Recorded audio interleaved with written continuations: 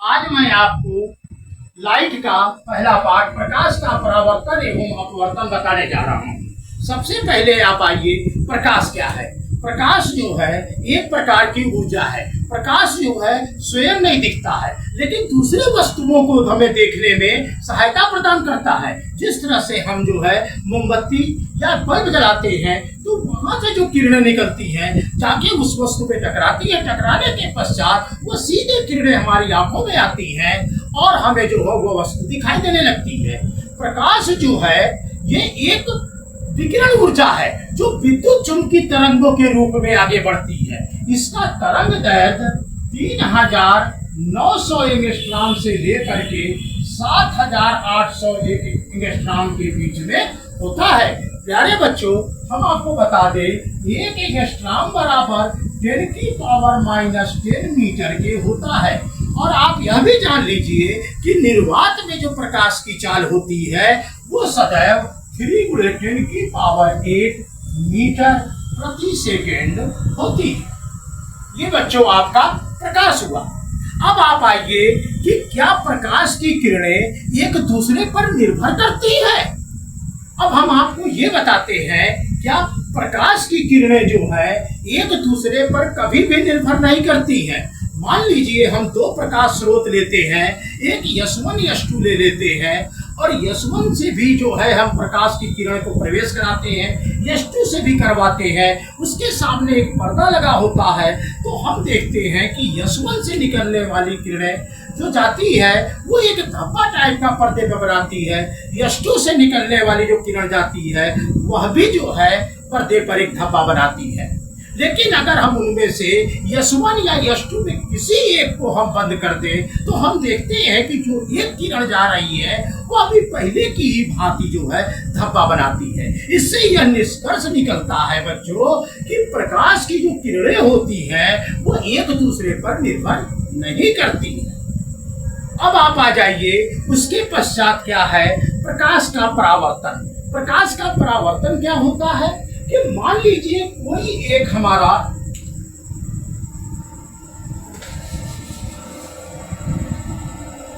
मान लीजिए एक समतल दर्पण है। समतल दर्पण के पीछे की तरफ इधर ये लाल ऑक्साइड जो होता है इसी का पॉलिश होता है। अब हम क्या करते हैं क्या कि प्रकाश के किसी चिकने पृष्ठ से टकरा करके वापस लौटने की जो घटना होती है वह प्रकाश का परावर्तन कहलाती है। प्यारे बच्चों, प्रकाश के चिकने पृष्ठ से टकरा करके वापस लौटने की जो घटना होती है वह प्रकाश का परावर्तन कहलाती है। प्रकाश परावर्तन के दो नियम होते हैं। क्या? पहले आप ये जान लीजिए कि जो किरण जाकर के दर्पण से टकराती है वह बच्चों आपतित किरण होती है और जो बच्चों टकरा करके किरण लौटती है वह परावर्तित किरण होती है। अब हम क्या करते हैं, मान लीजिए ये A हो गया, ये O हो गया और ये B हो गया और हम इनके बीच में एक अभिलंब खींच देते हैं। मान लीजिए ये O और N हो गया। तो क्या था परावर्तन कि प्रकाश के किसी चिकने पृष्ठ से टकरा करके वापस लौटने की घटना को प्रकाश का परावर्तन कहते हैं। परावर्तन के प्यारे बच्चों दो नियम होते हैं। क्या क्या? आपतित किरण, परावर्तित किरण और ये जो बीच में जो रेखा है ये हमारी अभिलंब, ये एक ही तल या एक ही बिंदु पर होती है। दूसरा क्या है कि आपतन कोण और परावर्तन कोण ये सदैव आपस में बराबर होते हैं। आपतन कोण क्या होता है?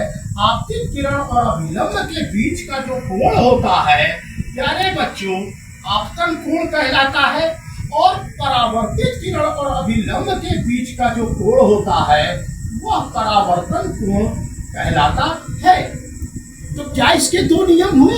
आपतित किरण, परावर्तित किरण और अभिलंब एक ही तल या एक ही बिंदु पर होते हैं। आपतन कोण और परावर्तन कोण आपस में सदैव बराबर होते हैं। बच्चों, अगर मान लीजिए आपका अगर आपतन कोण अगर मान लीजिए 30 अंश है तो परावर्तन कोण भी आपका इस अंश ही होगा। ये बच्चों था आपका प्रकाश का परावर्तन। अब आप आ जाइए क्या है कि प्रतिबिंब। प्रतिबिंब प्रतिबिंब प्रतिबिंब क्या होता है प्यारे बच्चों कि जब प्रकाश की किरणें किसी एक बिंदु से चल करके परावर्तन के पश्चात किसी दूसरे बिंदु पर जाकर मिलती है या मिलती हुई प्रतीत होती है तो उसे उस वस्तु का हम प्रतिबिंब कहते हैं। प्रतिबिंब जो है प्यारे बच्चों दो प्रकार के होते हैं। पहला होता है वास्तविक प्रतिबिंब।